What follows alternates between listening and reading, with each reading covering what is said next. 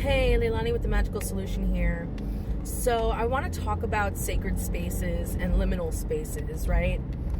I get asked quite often, and especially from students of religion, they ask me, why do we need sacred spaces? Why do we need liminal spaces when everything is technically supposed to be sacred? Everything is made from this God essence, from this, unified field. So why do we need to have sacred liminal spaces? And this question can also be applied to the physical 3D reality.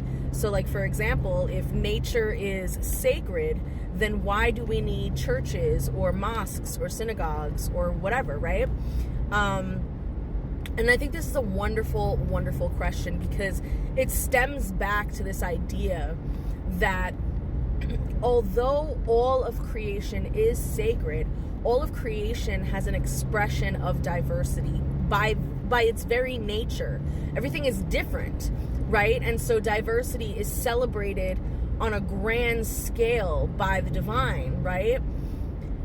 However, when it comes to sacred liminal spaces, it's an opportunity for congregations. It's an opportunity for spirits of like vibration to meet up, and congregate in accordance with divine worship, divine law, divine celebration, whatever your reasoning for creating that sacred space is. It's an opportunity for those of like vibration to meet up for those purposes, right?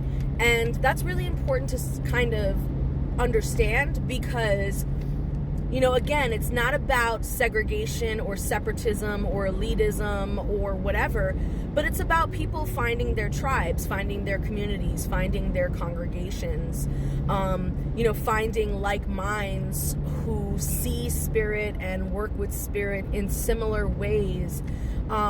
It's about coming together in unity around certain rituals, certain ceremonies that you all agree help to bring you to an elevated state or bring you into a trance state that helps you connect with God. So that's one reason. That's one of an infinitude of reasons why, humans created sacred space. Another reason why we created sacred space is actually to honor all of nature, right? So the fact that God essence is in all of its creation, you will see, tribes of people, communities of people creating liminal spaces out in nature to celebrate those cycles. So you'll see, sites that celebrate, the winter solstice, summer solstice. It's a place where they go to celebrate all of the equinoxes, etc., etc. So it's a sacred space within the larger space to celebrate that larger space in a sense, to celebrate all of its cycles, right?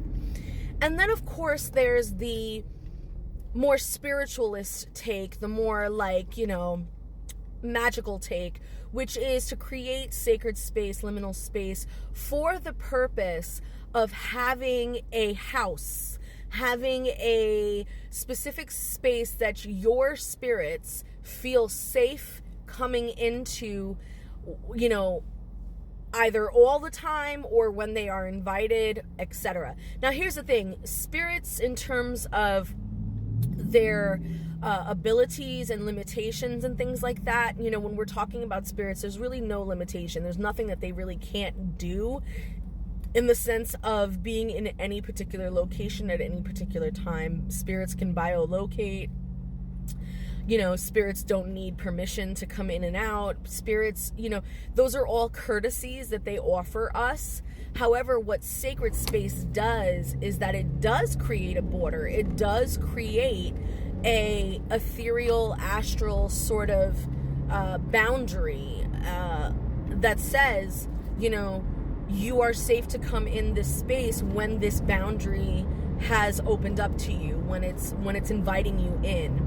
And so this is much more about the safety of the practitioner, It's also about the communion between the practitioner and the spirits, because it's an opportunity for spirits to come in and communicate with the practitioner, or do workings, or, whatever your reasoning for doing that, right?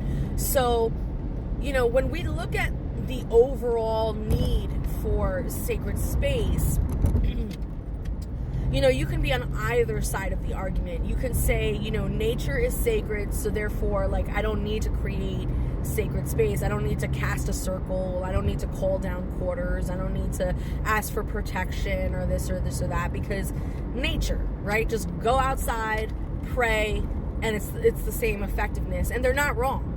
And then you have more of the ceremonial perspective, the more rigid perspective that says, no, we need to create sacred space. We need to create liminal space to distinguish in the ethereal/astral realms that this space is going to be different from all the other spaces energetically, right? And in that space, we are going to condition the energy to whatever it is that we need.